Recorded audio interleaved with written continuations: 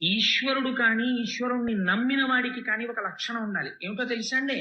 కోపం ఎంతవరకు పనికి రావాలంటే పొరపాటు చేసిన వాడిని దిద్దేవరకే.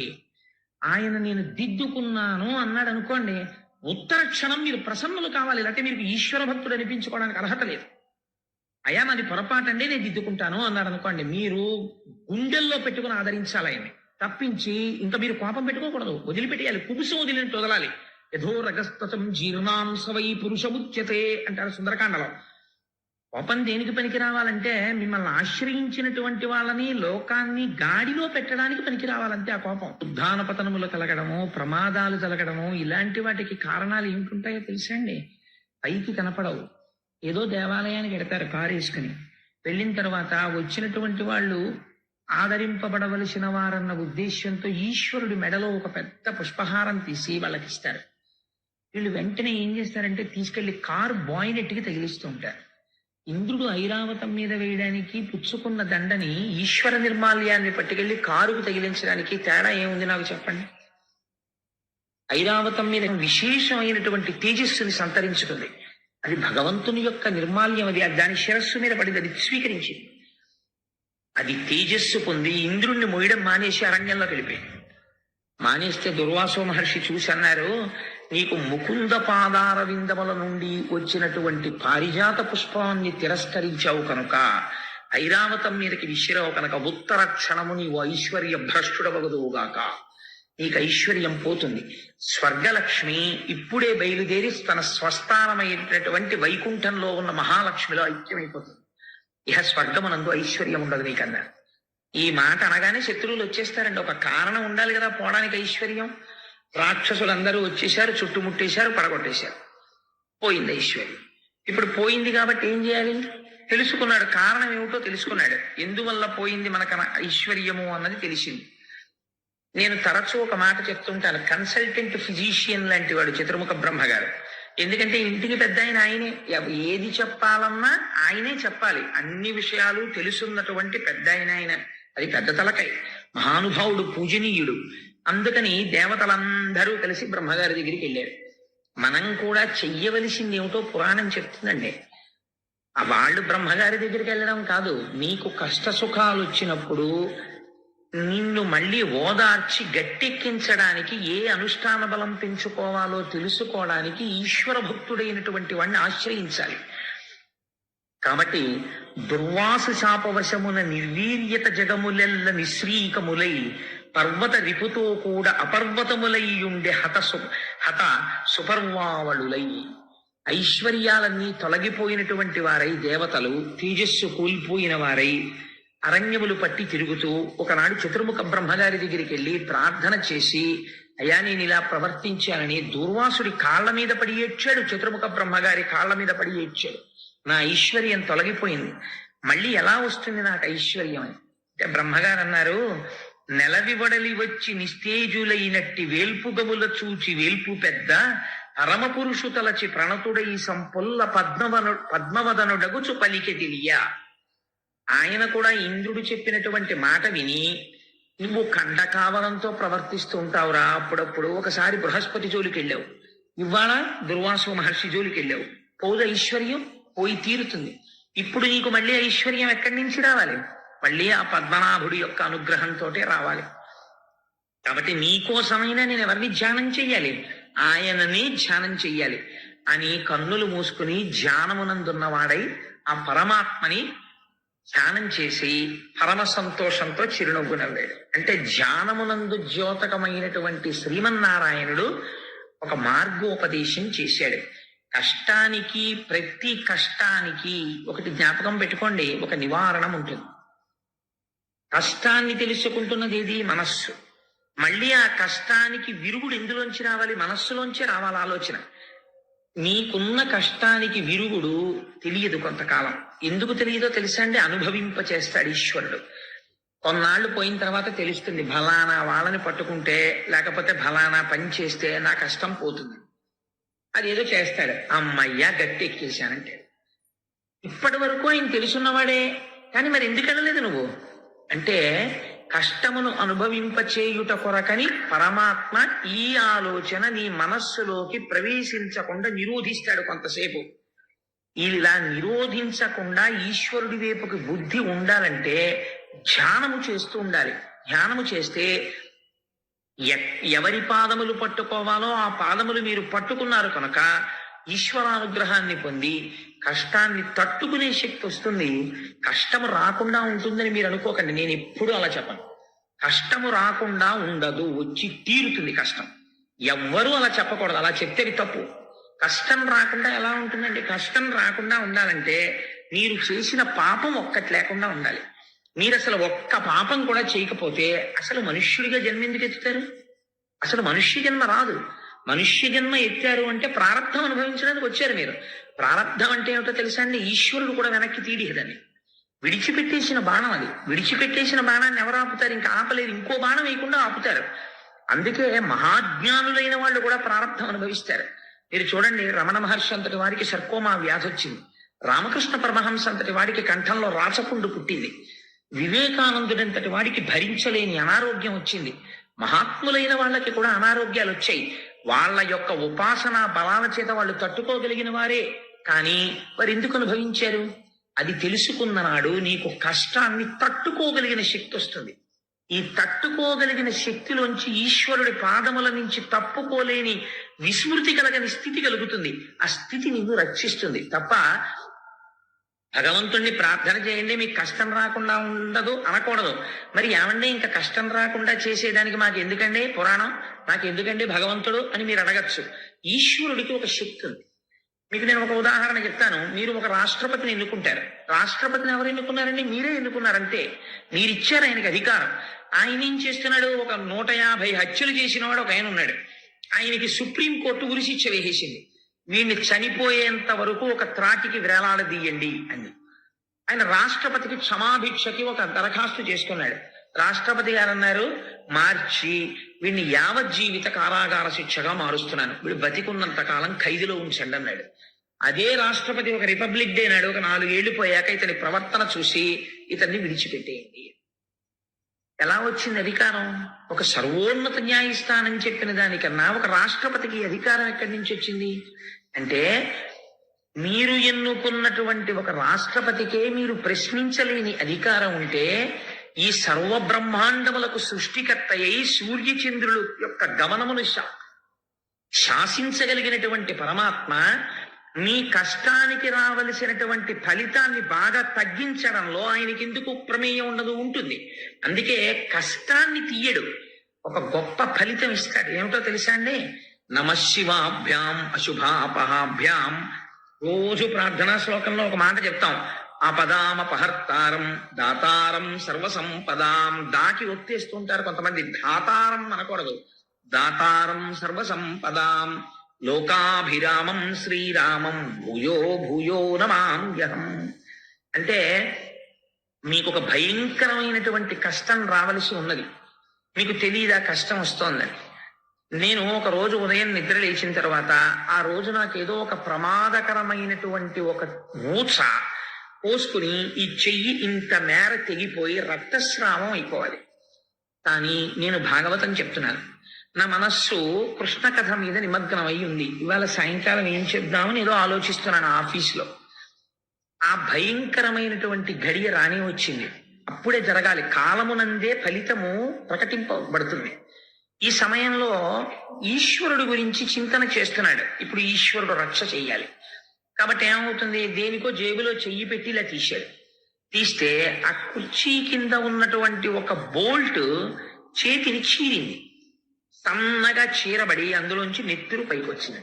ఈశ్వరుడు రక్షించాడని నీకు తెలియక్కర్లేదు. ఆయన ఏం వచ్చి చెప్పడం, ఓయ్ కోటేశ్వరరావు ఇవాళ నీ చెయ్యి ఇక్కడి నుంచి ఇక్కడికి తెగిపోవాలి, కానీ నువ్వు ఈశ్వరుడు యందు మనస్సు మగ్నమై ఉండడం చేత గీరి వదిలిపెట్టాను అని మీకేం చెప్పడైన. అందుకే నిన్నటి రోజున గజేంద్రుడు అన్నాడు, స్త్రీ పురుష నపుంసకమూర్తియును కాక తిరియక్క మరణనాదిమూర్తియును కాక కర్మ గుణభేద సదసత్ప్రకాశి కాక వెనుక నన్నియుతానగు విభుతలంతో మీ వెనకాతలే ఉండి మిమ్మల్ని రక్షించుకుంటాడు. కాబట్టి ఇప్పుడు ఏమైంది? ఇలా తెగిపోయి బోలెడంత నెత్తురు కారిపోవలసింది ఇలా గీరుకుని తెగిందా లేదా? తెగింది. రక్తం వచ్చిందా లేదా? వచ్చింది. మీరు అయ్యో తెగింది అనుకున్నారా లేదా? అనుకున్నారు. ఓ దూదో ఏదో పెట్టి తుడుచుకున్నారా లేదా? తుడుచుకున్నారు. పెద్దదైతే ఏం చేద్దరో చిన్నదానికి అదే చేశారు. కానీ ఇక్కడి నుంచి ఇక్కడికి తెగిపోవలసిన చేతిని ఇంత పిసరు ఇలా తెగేటట్టు చేశాడు. అంటే ఇప్పుడు ఏమైందనమాట? అందులో ఈశ్వరానుగ్రహము ప్రకటితమైంది. ఆ రోజు నీకు ఏదో ఉంది, జరగవలసింది, ఈశ్వరుడు తప్పించాడు. వెంటనే నువ్వు అనవలసిన మాట ఏంటంటే ఈశ్వరుడికి కృతజ్ఞత ప్రకటించాలి. ఈశ్వర, ఇవాళ ఏదో జరగాలి, నువ్వు చిన్న గాయంతో దీన్ని విడిచిపెట్టావు, నేను నీకు కృతజ్ఞుడను.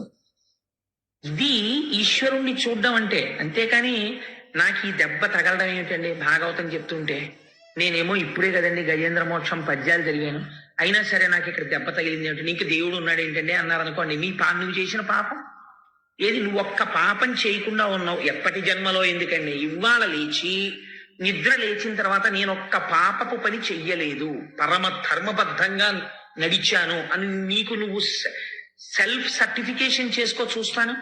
ఆ పాటి చేత కాని వాడివి నువ్వు ఈశ్వరుణ్ణి నింద చేసేవాడివా? వేదాన్ని విమర్శించేవాడివా? నీకేం తెలుసని మాట్లాడుతున్నావు? కాబట్టి నీకున్న లౌకికమైనటువంటి జ్ఞానంతో నువ్వు చదువుకున్న ఓ చిన్న డిగ్రీని అడ్డు పెట్టుకుని ఈశ్వరుడి యొక్క శక్తిని ప్రశ్నించే స్థాయికి వెళ్ళకూడదు.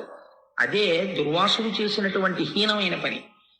తనకో చిన్న పదవోటు ఉంది కదా అని దాని వల్ల వచ్చినటువంటి మదము చేత ఈశ్వరానుగ్రహాన్ని తిరస్కరించుకున్నాడు. ఈశ్వరుడి యొక్క పాదముల నుంచి వచ్చినటువంటి పుష్పం అంటే అది అనుగ్రహమే.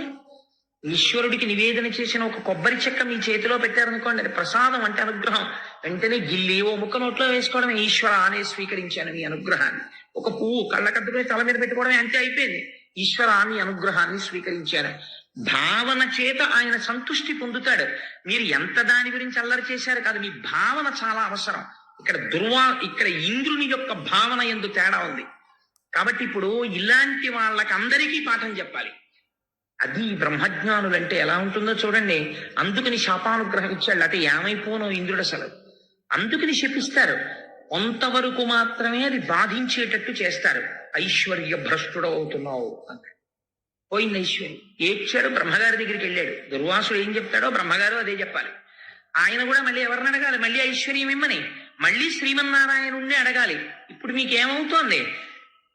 మీరు చేసుకున్న తెలివి తక్కువ పనుల చేత నష్టాన్ని కొని తెచ్చుకుంటారు. కానీ మళ్ళీ అది దిద్దబడాలంటే ఎవడి దగ్గరికి వెళ్ళినా ఈశ్వరుణ్ణే ప్రార్థన చెయ్యాలి. వాడైనా మీరైనా ఎవరైనా ఈశ్వరానుగ్రహం కోసమే ప్రార్థన చేయాల్సి ఉంటుంది. అది ముందే ఎందుకు జాగ్రత్తగా ఉండవు ఈశ్వరుడి విషయంలో? కాబట్టి నువ్వు పోని హితం చెయ్యకపోతే, ఈశ్వరుడి ప్రార్థన చేయకపోతే వదిలిపెట్టేసేయి. లేనిపోని విమర్శలు ఎందుకు? లేనిపోనటువంటి ఉద్ధతితో కూడిన ప్రవర్తన ఎందుకు ఈశ్వరుడి పట్ల? కాబట్టి పురాణాన్ని పురాణ కథగా తీసుకుంటే దానికి అర్థం ఉండదు. మీ జీవితాన్ని మలుచుకోవడానికి అది ఒక ఆలంబనం కావాలి. కనుక ఇప్పుడు బ్రహ్మగారు అన్నారు, వజ్జుండు రక్షణీయుడు సాధ్యుండు మాన్యుడని లేని సర్గత్రాణావవ్యాధులు నర్చు అతండాజ్యంత విధానమునకు అర్హుడు మనకు. ఎంత గొప్ప మాట చెప్తున్నాడో చూడండి. ఈశ్వరుడి గురించి తెలుసున్నవాడు, పరమభక్తుడైన వాడు మాట్లాడవలసిన మాట ఇది.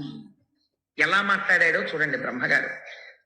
ఇప్పుడు నీకు ఐశ్వర్యం పోయింది కదా, నువ్వైనా నేనైనా ఎవరిని అడగాలి? మళ్ళీ ఐశ్వర్యం కోసం శ్రీమన్నారాయణుడిని అడగాలి. మరి శ్రీమన్నారాయణుడి పాదాల మీద ఉన్న పువ్వే కదా విశేషం. మరి మళ్ళీ ఆయన ఎందుకు మాట్లాడతాడు? ఇప్పుడు ఆయన పాదాల మీద పువ్వు విసిరేస్తే దుర్వాసుడికే కోపం వస్తే ఆయనకి కోపం ఇంకా ఎక్కువ ఉండదు?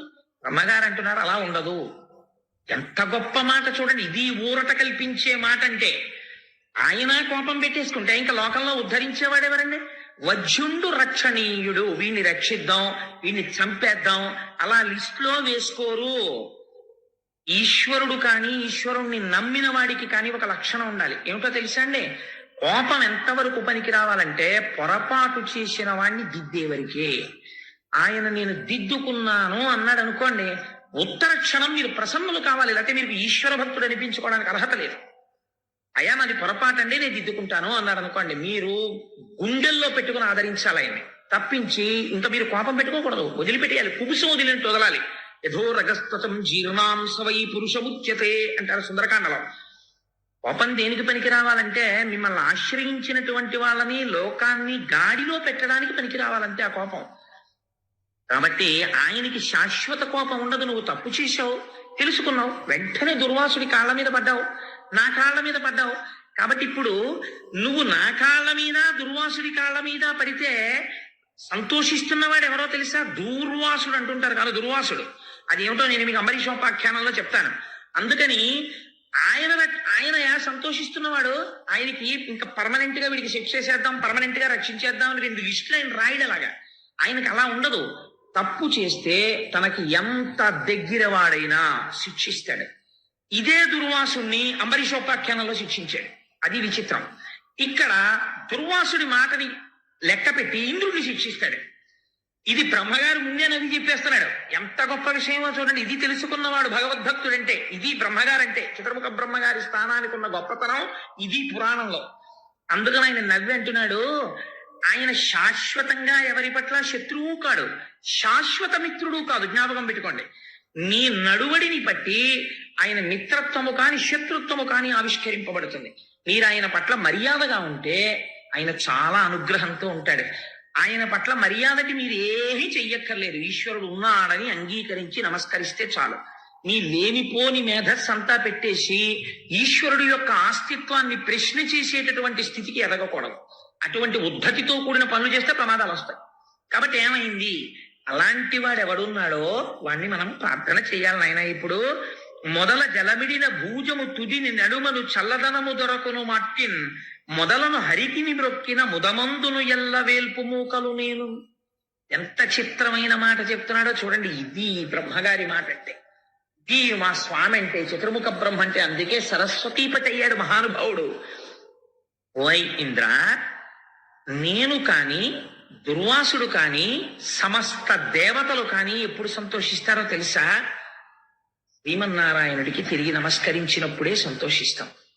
మాకు నమస్కరించి శ్రీమన్నారాయణ అనుగ్రహాన్ని పొందడం కాదు, శ్రీమన్నారాయణునికి నమస్కరిస్తే మేమందరం నీకు వాప్తులవుతాం. ఎలాగంటే, చెట్టు యొక్క నీడ కావలసిన వాడు నీడనిచ్చే కొమ్మలకి నీళ్లు పోస్తాను, నేను మొదలకి నీళ్లు పొయ్యనంటే కొమ్మలు నీడనిస్తాయా? మొదలకు నీళ్లు పోయినప్పుడు మాడిపోతాయి. చెట్టు మొదల్లో నీళ్లు పోసిన వాడికి మొదట్లో నీళ్లు పోసావు, మేమెందుకు నీళ్ళనిస్తాం, ఆ మొదల దగ్గరే కూర్చో అని కొమ్మలంటాయా? పళ్ళిస్తాయి, నీడిస్తాయి, అన్ని ఇస్తాయి. అలా అన్నిటికీ మూలమైన వాడెవడో వాడి పాదాలు పట్టుకోవయా. వాడు శ్రీమన్నారాయణుడు. వాడికి కోపం ఉండదు, వాడికి ద్వేషం ఉండదు. అటువంటి వాడిని ప్రార్థన చేద్దాం. ఇదండి భావన అంటే. ఇలా చెప్పగలిగిన వాడెవడో వాడు బ్రహ్మ. వాణ్ణి బ్రహ్మస్థానమునందున్నవాడు అంటారు. ఇది భగవంతుడు గురించి మాట్లాడటంలో అటువంటి ఓదార్పు వచనమును పలకగలగాలి, అంత చక్కగా మాట్లాడగలగాలి. ఈ మాట చెప్పగానే ఇంద్రుడికి ఇప్పటిదాకా అమ్మ బాబోయ్ నేను అపచారం చేసేశాను, ఎంత కోపం పెట్టేసుకున్నాడో, ఇంకా నాకు మళ్ళీ లక్ష్మీ వైభవం ఎప్పుడు దొరుకుతుందో అని బెంగెట్టుకున్న వాడికి మళ్ళీ భగవంతుడి పాదములు ఆశ్రయించడం చాలా తేలిక. తప్పు చేసిన వాణ్ణి ఆయన క్షమిస్తాడు. ఈ బుద్ధి కలిగిందనుకోండి, పశ్చాత్తాప ప్రకటనము జరిగిందనుకోండి, వెంటనే వరం ఇచ్చేస్తాడు ఆయన. దితి తప్పు చేసింది సంధ్యాకాలంలో. హిరణ్యకశిపుడు పుట్టాడు. భర్త దగ్గరికి వెళ్ళి పడింది. మనవడు ప్రహ్లాదుడు పుట్టాడు. తప్పు చెయ్యడం సహజం, పశ్చాత్తాపడి మళ్ళీ జరగకుండా ఉండడం మంచి మనిషి యొక్క లక్షణం. కాబట్టి ఇంద్రుడు ఇప్పుడేం వెళ్ళి శ్రీమన్నారాయణకి ఎక్కడతో సహస్ర కలశాలతో అభిషేకమో సహస్ర కలువలతో పూజో మళ్ళీ చేయలేదు. మీరు ఇది గమనించాలి. పురాణంలో ఇంద్రుడు లోపల వెంటనే అవును నిజమే, నా స్వామి పాదాలే పట్టుకుంటాను, ఆయన చేత్తో వచ్చిన పువ్వే కదా విసిరిశాను, పొరపాటు అదే కదా జరిగింది, స్వామి నాది తప్పే మన్నించు. ఒక్క మాట ఇలా అనుకుని మనసులో నమస్కారం చేశాడంతే. ఇలా అనేటప్పటికీ ఏమైంది? అది విచిత్రం. ఎక్కడో వెళ్లి కూర్చుని జీవితాంతం తపస్సు చేసినటువంటి వాళ్ళకి దొరకని దర్శనం పశ్చాత్తాపం కలగ్గానే ప్రత్యక్షం అయిపోయింది. ఎలా ప్రత్యక్షం అయ్యాడు? ఒకవేయార్కులు కూడినట్టి కరువయ్య జత్ప్రభాభూతితో ఒక రూపై చనుదించు మాక్య హరిదానొప్పారే ఆ వేలుపుల్ వికలాలోకనులై విషణ్ణమతులై విభ్రాంతులై మ్రోలగానక శంకించిరి కొంత ప్రొద్దు విభు గానంబోలునే వారికి. ఎంత చిత్రమైన మాట చూడండి. ఎప్పుడైతే ఇలా మనస్సులో పశ్చాత్తాపంతో నమస్కరించారో ఒకేసారి 1000 సూర్యబింబాలు వచ్చి భూమి మీద దిగాయి అనుకోండి, వెంటనే ముందు మనకేమవుతుంది? కళ్ళు కనపడడం మానేస్తాయి. కళ్ళు కనపడడం మానేసి ఏమిటొచ్చింది, ఎదురుగుండా ఏమిటొచ్చిందని కళ్ళు మూసేసుకుంటాం, అంత వెలుతురు భరించలేక. అలాగే ఈశ్వర దర్శనము కలుగగానే, సగుణముగా కనపడగానే అంతటా ఉన్నవాడు ఇక్కడ ఉన్నాడు, వింటున్నాడు మొర. అసలు చూడలేకపోయారు, చూడలేక కళ్ళు మూసేసుకున్నారు. ఎదురుగుండా ఉన్నదేదో అర్థం చేసుకోలేకపోయారు. ఇప్పుడు చూడడానికి కూడా ఈశ్వరానుగ్రహమే ప్రసరించింది. ఇది గమ్మత్తు. ఆయన్ని చూడడానికి ఉపకరణం ఏమిటో తెలుసా అండి? ఆయన అనుగ్రహమే. ఆయన అనుగ్రహంతోనే ఆయన్ని చూడాలి, లేకపోతే చూడడం కూడా కుదరదు. ఇప్పుడు ఆయన అనుగ్రహంతో ఆయన అంతటా వ్యాపించిన వాడు ఈ కంటితో చూడడానికి వీలుగా వచ్చి నిలబడ్డాడు. నిలబడితే ఈశ్వరానుగ్రహంతోనే చూశారు. అంటే ఇప్పుడు మీకు ఏం చెప్తున్నట్టు? క్షీరసాగర మథనానికి ముందు ఒక ప్రపంచంలో ఒక మహత్తరమైన శక్తి ఉన్నది. ఈ శక్తిని నీ పరిమితమైనటువంటి మేధస్సులో ఉండేటటువంటి ప్రశ్నలు వేసి, ఇలా జరుగుతుందా, అలా జరుగుతుందా, ఇలాంటి లాజిక్ అంటారే, ఏదో ఒక పెద్ద చర్చ చేసి దాంట్లోంచి ఏదో సాధించగలనని అనుకుంటున్నావేమో. ఈశ్వరుడు లొంగేది విశ్వాసమునకే, జ్ఞాపకం పెట్టుకో. పువ్వు కాదు, పువ్వు ప్రసాదం ఏమిటి? అవిశ్వాసం. పోయిందంతే ఐశ్వర్యం. ఈశ్వరుడి పాదాలు పట్టుకుంటే వస్తుంది విశ్వాసం. మళ్ళీ అనుగ్రహం కాదు, ఏకంగా ప్రత్యక్షం అయిపోయాడు ఆయన. ఇప్పుడు ఆయన కనబడ్డాడు, మళ్ళీ ఆయన అనుగ్రహంతోనే కనబడ్డాడు ఆయన, లేకపోతే చూడలేవు ఈ కళ్ళు అని నమస్కరించి వీళ్ళందరూ ప్రార్థన చేస్తే, వీళ్ళందరి పనుపున పెద్ద ఆయన ఉన్నాడు చతుర్ముఖ బ్రహ్మగారు, ఆయనే ప్రార్థన చేస్తున్నాడు. ఎంత గొప్ప ప్రార్థన చేశాడో చూడండి. ఈ పద్యం నేను అనుకుంటున్నాను అసలు ప్రతి వాళ్ళకి ధారణలోకి రావాలండి. ఈ పద్యం పోతన గారి గొప్పతనం ఏమిటంటే ఆంధ్రీకరించడంలో చాలా పెద్ద పెద్ద విషయాల్ని చాలా చిన్న చిన్న పద్యాల్లో రాస్తారు. పెద్ద పెద్ద సీస పద్యాల్లో రాయరు. చాలా చిన్న కందం, తేటగీతి, ఆట వలది ఇలాంటి వృత్తాల్లో ఇస్తారు ఆయన. ఆయన అంటున్నారు, అన్నం అవనీయందు అమృతంబు గోవులయందు వక్తి సమిధలందు అమరయోగ వశత పొందునోజను బుద్ధిచే అగను నిన్ను కాంతురాత్మ విధులు. భగవంతుణ్ణి బాగా ఎరుకగలిగినటువంటి జ్ఞానమున్నవారు ఈశ్వరుణ్ణి ఇక్కడున్నాడు అక్కడ లేడు అని కాకుండా అంతటా చూడగలరు. ఎలా చూడగలరు? వాళ్ళకి నామరూపాలు కనపడవా అంటే ఆయన 3 ఉపమానాలు ఇచ్చారు. అన్నం అవనీయందు, భూమిని చూసినప్పుడు ఎంత గౌరవంగా ఉంటాడంటే, కాళ్ళు కడుక్కొచ్చాడు భోజనానికి శుభ్రంగా, ఇస్తటి నిండా వడ్డించారు. కాళ్ళు చేతులు అని కదా అంటాం మనం. భోజనానికి ఇక్కడ వరకు వచ్చి కూర్చోడానికి ఏవి ఆధారమయ్యాయి? కాళ్ళు ఆధారమయ్యాయి. తినడానికి పనికొస్తున్నవి ఏవి ఆధారమయ్యాయి? చేతులు ఆధారమయ్యాయి. తినడానికి మాత్రం పనికొస్తారా? అసలు పాపం ఈ భోజనానికి రావడానికి మొదటి ఉపకరణం కాళ్ళు. ఇవి పెట్టకుండా అన్నం తినడం ఏమిటని 2 పాదాలు ఎత్తి విస్తట్లో పెట్టుకున్న తర్వాత ఎవడైనా తింటాడా? తినడు. ఎందుకు తినడు?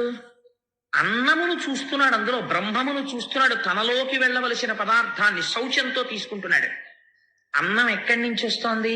భూమిలోంచి వస్తోంది. కాబట్టి భూమిని, అన్నాన్ని ఎంత పవిత్రంగా చూస్తున్నావో భూమిని ఎంత పవిత్రంగా నువ్వు చూడగలిగితే నా పోషణ భారమంతా ఇందులోంచే జరుగుతోంది అని నువ్వు గుర్తించగలిగితే దాని యందు నీకు భక్తి కలుగుతుంది. కాబట్టి అన్నం అవనీయందు, ఈ భూమియే అన్నము అని తెలుసుకుంటే జ్ఞానంతో ఇది అన్నము అని నేను అన్నాను అనుకోండి, అదేమిటండి ఇది భూమి అని మీరు అన్నారనుకోండి, అన్నము అన్నవాడెవడో వాడు ఆత్మవిధుడు, వాడు నిజమైన తత్వం తెలుసుకున్నాడు. అన్నం అవనీయందు అమృతంబు గోవులందు, ఆవుని చూసినప్పుడు ఇదే అమృత స్వరూపము, అమృతముని ఇవ్వగలిగినటువంటి భాండం ఇదే అనగలగాలి. ఎందుచేత అంటే అమృతం తయారు చెయ్యడానికి మీరు ఏమిటి తీసుకొచ్చి వండితే అమృతం వస్తుందో మీకు ఎక్కడైనా చెప్పబడి ఉన్నదా? ఓ వంకాయ కూర వండుకోవాలి, ఎలా వస్తుందో చెప్తారు. పాలు వస్తాయి, ఎలా వస్తాయో చెప్తారు. అవి చెప్తారు. అమృతం తినాలని ఉంటుంది ప్రతి వాడికి. అమృతంలా ఉందండి అంటాడు. అమృతమే వండుతానండి, ఎలా వండుతారు చెప్పండి అన్నారు అనుకోండి, ఎక్కడా లేదు విధానం. అమృతము అలా వండేది కాదు, తయారు కాదు. ఎందుకు తయారు కాదు? తయారయ్యే ప్రదేశం ఒకటి చెప్తున్నారు. ఎందుకు నువ్వు గౌరవించాలో చెప్తున్నారు. అమృతము ఎక్కడ తయారవుతోంది? ఆవు ఎందు తయారవుతోంది. ఎలా తయారవుతోంది? గడ్డి పరకలు తీసుకుని ఆ గడ్డి పరకలు తిని ఎక్కడో ప్రవహిస్తున్నటువంటి మురుగునీరు తాగుతుందండి ఆవు. చిత్రం, కుడికి తాగుతుంది. కల్మషంతో వెళ్ళిపోతున్నటువంటి నీరు తాగుతుంది. అటువంటి నీటిని తాగి పనికిరాని గడ్డి తిని రెండింటినీ కలిపి, అది కూడా గబగబా తిని, ఎక్కడో కూర్చుని కడుపులో ఉన్నటువంటి ఆహారాన్ని మళ్ళీ ఉండలుగా వెనక్కి తెచ్చి బాగా నవిలి, అసలు ఆవు నవ్వులుతున్నప్పుడు మీరు చూడాలి ఆస్వాదనం అంటే ఎలా ఉంటుందో. ఆ పాలు ఆ భావనలో తయారవుతాయేమో అనిపిస్తుంది నాకు.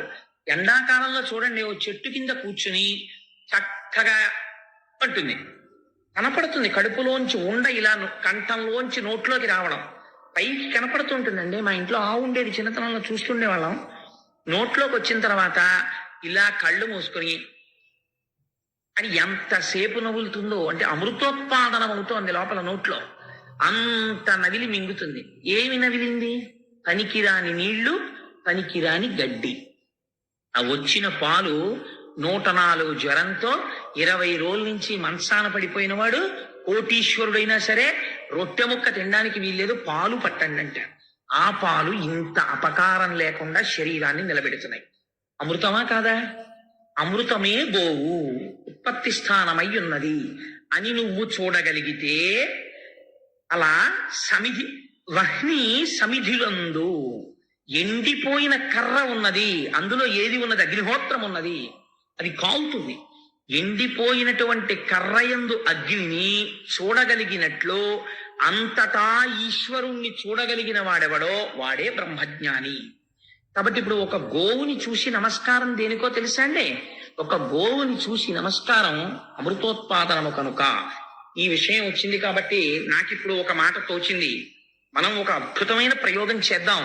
అసలు మనం వైదికమైనటువంటి విధానాలు మర్చిపోతున్నాం. మహాశివరాత్రి నాడు ఒక గోవుని తీసుకొచ్చి అక్కడ నించోపెట్టి శశాస్త్రీయంగా దానికి పూజ చేసి దానికి నమస్కారం చేద్దాం.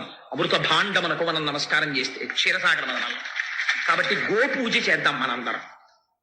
కాబట్టి అన్నమవనియందు అమృతంబు గోవులయందు వహ్ని సమిధలందు అమర యోగ వశత పొందు నోజను బుద్ధిచే అగను నిన్ను కాంతురాత్మ విధులు. మా సత్యనారాయణ రెడ్డి గారు తలుచుకుంటే ఎంతసేపు అండి ఓ ఆవు దూడ తెప్పించి పూజ చేయడం. అద్భుతంగా చేద్దాం చక్కగా. అమృతోత్పాదన యత్నము విమలమతించేయుటప్పు వేల్పులు వినుడి అమృతంబు త్రావి జంతువులు అమృతగతిన్ బ్రతుకుచుండు ఆయుర్వృద్ధిన్. శ్రీమన్నారాయణుడు ఈ స్తోత్రం విని చాలా గొప్పగా మాట్లాడేవాయ్ బ్రహ్మ. స్తోత్రం చెయ్యడం అంటే ఎప్పుడూ దండకాలు చదవడం, ఓ పద్యాలు చదవడం కాదండి. అది కాదు స్తోత్రం అంటే. అందుకే మన వాళ్ళు దుర్గా సూక్తము, శ్రీ సూక్తము, పురుష సూక్తము, సూక్తం అంటారు. ఏది మీరు వైదికంగా అనుసంధానం చేస్తారో దాన్ని సూక్తం అంటారు. సూక్తం ఏమిటండి? స్తోత్రం అనకూడదా? సూక్తం అంటే అంటే బాగుగా చెప్పబడినది. మీరు ఇక్కడ దర్శనం చేసి లోపల ఈశ్వరుడు గురించి అనుకుంటున్నవేమున్నాయో అవి సూక్తములు. మీరు ఇక్కడ మనసుతో చూసి రేపు ఇక్కడ ఒక గోవుకి పూజ జరుగుతోంది అనుకోండి, మీకు ఈ పద్యం జ్ఞాపకానికి వచ్చి ఆ గోవు యందు అమృత భాండమును చూస్తూ మీరు నమస్కారం చేస్తున్నారు అనుకోండి, అనారోగ్యం ఎందుకు వస్తుందండి? రాదు. ఆ గోవుని చూస్తూ పూజ చేస్తూ నమస్కారం చేస్తున్నారు అనుకోండి, గోవు పృష్ఠభాగమునందు లక్ష్మీస్థానం ఉంది, మీకు దరిద్రం ఎందుకు వస్తుంది? ఐశ్వర్యం నిలబడిపోతుంది. గోవు వంక చూస్తూ మీరు నమస్కారం చేస్తూ దాని మీద పువ్వులు పడ్డాయి అనుకోండి, 33 కోట్ల మంది దేవతలకు అద్దుతాయి ఆ పూజ. కాబట్టి ఇంకా మహాశివరాత్రి నాడు మీరు ఏం చెయ్యాలో గోవుకు పూజ చేస్తే. కాబట్టి భావన చేత సంతుష్టి పొందుతుంది. భావన మాత్ర సంతుష్టాయై నమః అని లలితా సహస్రంలో అమ్మవారికి పేరు. ఇక్కడ భావన చేత అక్కడ పూజ అందబడుతూ ఉంటుంది. మీరు కర్మేంద్రియాలతో చేసే పూజ కాదు, ఇక్కడ భావన నడుస్తూ ఉండాలి. అది అందం అంటే. సరే, అందుచేత ఆయన అన్నారు, దీనికి పొంగిపోయాడు ఆయన ఈ స్తోత్రానికి. అంటే తెలుసుకోవలసినది తెలుసుకుని చెప్పినది ఏదో అది సూక్తమో. అది లౌకికమైన క్వాలిఫికేషన్స్ కి దొరికేది కాదు. నేను ఎంఏ చదివానండి, నేను ఎంఎస్సీ చదివానండి, నేను ఎంకామ్ చదివానండి, నీకేమైనా ఓ 1000 రూపాయలు ఎక్కువ వచ్చి నీ ఇంట్లో కాస్త ఇంకో మేడ వేసుకుని ఇంకో 2 ఆధారాలతో అన్నం తినడానికి పనికొస్తుందేమో, అదంతే. కానీ ఆ చదువు వేదము కాదు. నువ్వు ఏది తెలుసుకున్న తరువాత వేరొకటి తెలుసుకోవలసిన అవసరము లేదో ఆ చదువు కాదు నువ్వు చదువుకున్న చదువు. అది నీ కుక్షింభరత్వానికి, కడుపు నింపడానికి పనికొచ్చే చదువు అంతే. అంతకమించి ఈశ్వరుణ్ణి చేరడానికి పనికొచ్చే చదువు అది కాదు. ఆ చదువులలోని మర్మమెల్ల చదివితి తండ్రి అంటాడు. ఆ చదువు బ్రహ్మవిధులకు మాత్రమే తెలిసున్న చదువు. కాబట్టి ఈ మాట వింటే ఆయన సంతోషపడిపోయి అన్నాడు, ఐశ్వర్యం కదా పోయిందని ఏడుస్తున్నావు, ఈశ్వరానుగ్రహం కలిగితే ఆయన పట్ల భక్తితో ఒక్క క్షణం అలా మనస్సు నిలబడితే నిజంగా వెంటనే ఈశ్వరుడు ఎలా అనుగ్రహిస్తాడో చూడండి. ఐశ్వర్యం పోయిందని మళ్ళీ నేను ఐశ్వర్యం ఇస్తాను లేవయ్యా అనలేదండి. ఆయన అన్నాడు, ఐశ్వర్యం ఏమిట్రా, ఈ శరీరమునకు యవ్వనం పోకుండా, ఇది సృష్టికి అందేటటువంటి విషయమా, మృత్యువు రాకుండా ప్రళయకాలమునందు మళ్ళీ లీనమవుతారంతే. మృత్యువు రాకుండా, వృద్ధాప్యం రాకుండా, ఐశ్వర్యము చెడకుండా, అనారోగ్యము రాకుండా, నిరంతరము తేజస్సుతో కనురెప్ప ఇలా పడకపోయినా సరే హాయిగా సమస్త తేజస్సుని చూడగలిగి భూమికి పాదమానకుండా. ఋషులు మనకి ధర్మాన్ని నిర్దేశం చెయ్యడానికి, మనుష్య జన్మ సార్థక్యం పొందడానికి ఎంతో వాంగ్మయాన్ని ఇచ్చారు. వ్యాసుడు, వాల్మీకి ఇద్దరూ కూడా ఈ మనుష్య జగత్తుకంతటికీ కూడా వాళ్ళు చంద్రుడు, సూర్యుడు. ఎందుకంటే చంద్రవంశాన్నంతటినీ వ్యాస భగవానుడు వర్ణించాడు, సూర్యవంశాన్నంతటినీ వాల్మీకి మహర్షి వర్ణించారు. సూర్యచంద్రులిద్దరూ ప్రకాశిస్తే ఒక రోజు అయినట్లే వాల్మీకి, వ్యాసుడు వారిద్దరి వలన మనకి ధర్మం అంతా తెలిసే అవకాశం ఏర్పడింది. అంత గొప్ప వాంగ్మయాన్ని ఇచ్చినటువంటి వ్యాస, వాల్మీకాది మహర్షులకు జన్మతః మనం రుణపడిపోయాం. ఆ రుణం తీర్చుకోవాలి అంటే రామాయణ, భారత, భాగవతాది గ్రంథములను తప్పకుండా పఠనం చెయ్యాలి. మూడవది, మనం దేవతల పట్ల పొంది ఉన్నటువంటి రుణం. దేవతల యొక్క రుణం తీర్చుకోవాలి అంటే దైవ సంబంధమైనటువంటి కార్యక్రమాలు చెయ్యాలి. పంచసంఖ్యోపచారిణి అంటాడు వ్యాస భగవానుడు లలితా సహస్రనామ స్తోత్రంలో. గంధ, పుష్ప, ధూప, దీప నైవేద్యాది ఉపచారముల చేత పరమేశ్వరుణ్ణి అర్చన చేసి యజ్ఞయాగాది క్రతువులలో హవిస్సులిచ్చి, హవిస్సుల చేత దేవతలు తృప్తి పొందేటట్టుగా ఎవరు ప్రవర్తిస్తారో వాళ్ళు దేవతలకు సంబంధించినటువంటి రుణం నుండి వినిర్ముక్తులవుతారు. ఈ మూడు మనకి ప్రధానమైనటువంటి రుణాలు. ఋషి దార్శనికుడు. ఆ ఋషి కాల గమనాన్ని పరిశీలనం చేసి తనకి ధ్యానంలో పరమేశ్వరుడి నుండి అందినటువంటి మంత్రానికి ద్రష్ట అయి కాలమునందు నిత్యము, నైమిత్తికము అనేటటువంటి విభాగాన్ని తీసుకొచ్చి ఎప్పుడు ఎలా అనుష్ఠానం చేస్తే దాని చేత ఈశ్వరుడి యొక్క అనుగ్రహం కలుగుతుందో మనకి నిర్ణయం చేసి చూపించాడు. మీరు ఒక్కటి పరిశీలించండి, పరమేశ్వరుడు లేని ప్రదేశం ఎక్కడుంది? అంతర్బహిశ్చ తత్సర్వం వ్యాప్య నారాయణ స్థిత. భాగవతంలో ప్రహ్లాదుడు అంటాడు, ఇందుకలడందులేడని సందేహము వలదు చక్రి సర్వోపగతుండిందెందు వెదకి చూచిన అందందే కలడు దానవగ్రణి వింటే అంటాడు. మరి అంతటా పరమేశ్వరుడు నిండి ఉంటే ప్రత్యేకం వెంకటాచలం వచ్చి ఏడుకొండల మీద వెంకటేశ్వర స్వామి వారిని దర్శించవలసిన అవసరం ఏముంది? అంతటా నిండి ఉన్నాడుగా ఈశ్వరుడు. అంటే అంతటా భగవంతుడు నిండి ఉన్నప్పటికీ ఒక చోట పైకి పొటమరిస్తుంది ఆ ఈశ్వర తేజస్సు, ఒక మూర్తి రూపాన్ని పొందుతుంది. అందుకే భవిష్యోత్తర పురాణంలో వ్యాస భగవానుడు అంటాడు, నకృతం దైవ సంఘైశ్చ నకృతం విశ్వకర్మణ స్వేచ్ఛయా క్రీడతి తత్ర ఇచ్ఛారూపం విరాజిత అంటాడు. ఎవరు వెంకటేశ్వరుడు అంటే నకృతం దైవ సంఘైశ్చ, ఆయన యొక్క రూపాన్ని ఎవరో దేవతలు తయారు చెయ్యలేదు. నకృతం విశ్వకర్మణ, అది విశ్వకర్మ చెక్కలేదు. స్వేచ్ఛయా క్రీడతే తత్ర, అలా ముద్రపట్టి దాని చేత జనులకు ఒక సందేశం ఇవ్వాలి అని సాక్షాత్ పరాత్పరుడు అక్కడ నిలబడ్డాడు. అది కేవలం విగ్రహం కాదది, అది సాక్షాత్ పరమాత్మ. అటువంటి వాడు కలియుగంలో మనం పొందినటువంటి అదృష్టం ఏమిటంటే, ఏదో భాగవతంలో అక్రూరుడు అంటాడు, శూరులు తొల్లియే విభుని శోభిక పాద నక ప్రభావళించేరి భవాంధకారముల చిక్కక వందురు వట్టి దేవునిన్ వైరముతోడనైన గెలువన్ నలుపంపి శుభంబు చేసే నిష్కారణమైన ప్రేమ ఇది కంసుని పోలు సకొండు కల్గునే అంటాడు. ఏ భగవంతుని యొక్క పాదమునకు ఉన్నటువంటి బొటనవేలి గోటి కాంతి, ఆ చివరి భాగంలోంచి వచ్చేటటువంటి కాంతిని కూడా మనం దర్శనం చేయలేము. అటువంటి పరమాత్మ మాంసనేత్రం చేత ఆపాదమస్తకం చూడడానికి యోగ్యంగా పద్మపీఠం మీదకి వచ్చి నిలబడ్డాడు. ఒక చోట ఆయన యొక్క తేజస్సు పొటమరించి సాకారాన్ని పొందితే అప్పుడు దాన్ని స్వయంభూమూర్తి అని మనం అర్చన చేస్తున్నాం. అలాగే కాల ప్రవాహమునందు కూడా ఒక్కొక్క కాలములో ఒక్కొక్క తిథి నాడు ఒక్కొక్క మాసంలో ఒక్కొక్క పక్షంలో ఈశ్వరుణ్ణి ఆరాధించడానికి ప్రత్యేకమైనటువంటి యోగ్యత ఉంటుంది. ఆ కాలమునందు చేసినటువంటి ఆరాధన ఆ కాలమునందు వచ్చేటటువంటి వైపరీత్యముల నుండి తప్పుకోవడానికి కారణమవుతుంది. ఆ కాలమునందు చేసేటటువంటి సాధన మనుష్య జన్మని సార్థక్యం చేసుకోవడానికి ప్రధానమైనటువంటి ఉపకరణమవుతుంది. నేను ఈ రెండు మాటలు అన్నప్పుడు మీరు జాగ్రత్తగా గమనించవలసి ఉంటుంది. ఈశ్వరుడు దురితానికి ఫలితాన్ని ఇవ్వాలి అన్నప్పుడు ఎప్పుడు ఇస్తాడు? కాలంలోనే ఇస్తాడు. అందుకే వ్యాసుడు దేవీ భాగవతంలో ఒక మాట అంటాడు, కాలోహి బలవాన్ కర్త సతతం సుఖదుఃఖయోహో నరాణాం పరతంత్రాణం పుణ్యపాపానుయోగత అంటాడు. కాలోహి బలవాన్ కర్త, కాలాన్ని మించినటువంటి బలవత్తరమైనటువంటి రూపం ఇంకొకటి లేదు. ఆ కాలమునందే ఈశ్వరుడు మనం గతంలో చేసినటువంటి పాపపుణ్యాల్ని దృష్టిలో పెట్టుకుని సుఖ దుఃఖములను ఇస్తూ ఉంటాడు. ఏదో గతంలో చేసిన పుణ్యం ఉంది, ఓ సుఖ రూపంలో వస్తుంది. గతంలో చేసినటువంటి పాపం ఉంది, దుఃఖ రూపంలో